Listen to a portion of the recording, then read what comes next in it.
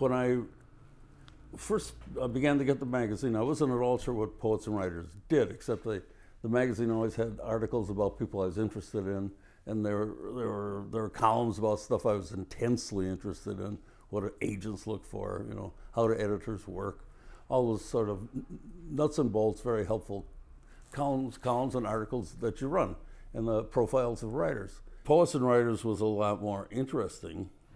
It was more personal. It gave you pictures of the people and internal pictures too.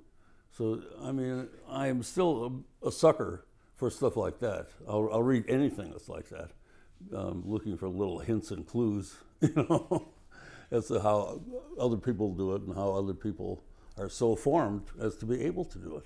When I was a younger writer and actively looking for hints and tips that I might be able to use, I did find things about contracts and agents that helped me along the way. But far more than that, I was always moved and inspired in a way by what poets said when they talked about their work.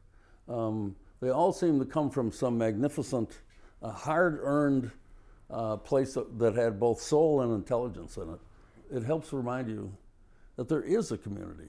It's made up of ragtag, raging individuals, but they're all really interesting. One of the things that Poets and Writers does, even if it's not consciously doing anything, is to provide a sense of warmth and support that we know is there. It's helpful just by existing, and of course the reason it's helpful just by existing, it does all these great things, but it does permit a degree of cohesion that would not exist. Well, I believe thoroughly and absolutely in what Poets and Writers does.